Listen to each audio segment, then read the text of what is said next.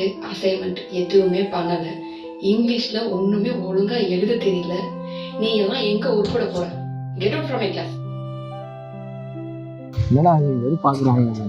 எது எடுத்தாலுமே இங்கிலீஷில் அசைன்மெண்ட்டு ரெக்கார்டு ஒர்க்குன்னு எல்லாமே இங்கிலீஷ்லேயே கற்றுக்கிட்டு இருக்காங்க. அசைன்மெண்ட் வேறு அந்த மாதிரி சப்மிட் பண்ண சொல்லியிருக்கு. அப்படின்னா என்ன பண்ணுறது தெரியல.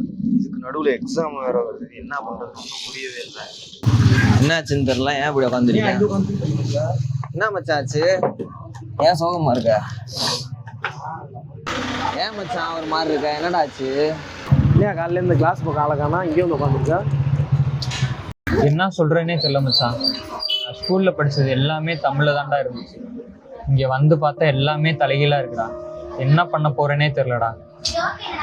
விடுறா, அதெல்லாம் ஒரு பிரச்சனையாடா, பார்த்துக்கலாம்டா. விடுறா, சாப்பிட சொல்லுவோம். எனக்குலாம் எது வேணாம்டா. ஏய் அம்மையாரா சாப்பிட சொல்லுவோம். ப்ரோ